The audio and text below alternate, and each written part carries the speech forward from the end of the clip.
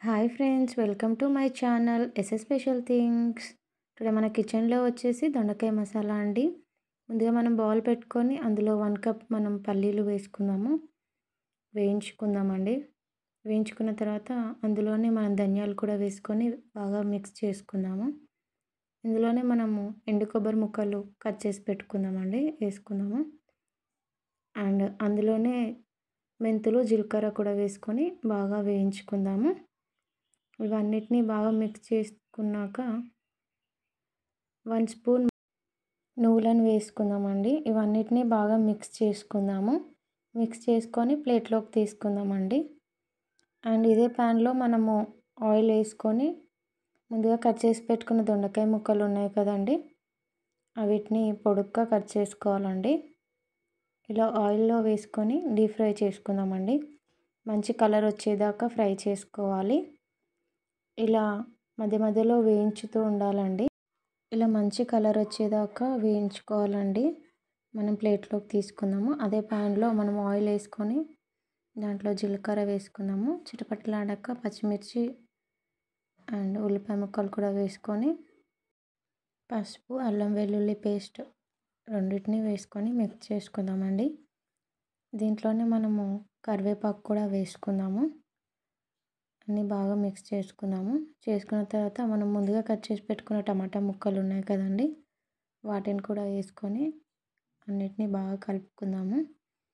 ఇలా మిక్స్ చేసుకున్న తర్వాత ఆయిల్ కన్సిస్టెంట్ వచ్చేదాకా చూసుకుందాం. మనము 2 మినిట్స్ మనం మూత పెట్టుకొని చూద్దాము. ఇలా ఆయిల్ కన్సిస్టెంట్ వచ్చేదాకా చూసుకోవాలండి. మనము ముందుగా వేయించి పెట్టుకున్న పల్లీల మిశ్రమం ఉంది కదండి, అది పేస్ట్ చేసుకుందాము. అందులోనే మనము చింతపండు రసం కూడా గుజ్జు కూడా వేసుకుందామండి. ఇలా పేస్ట్ చేసుకొని పెట్టుకోవాలి. ఇలా పేస్ట్ చేసుకున్న తర్వాత మనం ముందుగా వేయించి పెట్టుకున్న టమాటా ఉంది కదండి, దాంట్లో ఈ పేస్ట్ వేసుకుందాము.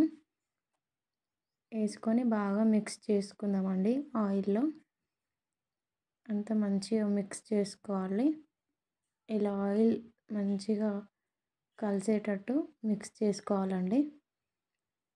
అండ్ మంచి ఆయిల్ కన్సిస్టెంట్ వచ్చేదాకా చూసుకుందాము. చూడండి, ఇలా ఆయిల్ కన్సిస్టెంట్ వచ్చేదాకా చేసుకోవాలి. అండ్ అందులోనే కొన్ని వాటర్ వేసుకొని అండ్ 2 టేబుల్ స్పూన్ కారం వేసుకుందాము.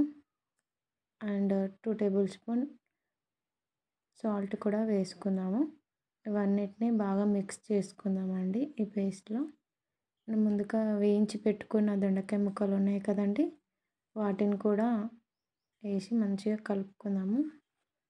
కాసేపు మగ్గనిద్దామండి. ఇలా ఆయిల్ కన్సిస్టెంట్ వచ్చేదాకా చూసుకోవాలి. అంతేనండి, మన కర్రీ ప్రిపేర్ అయిపోయింది.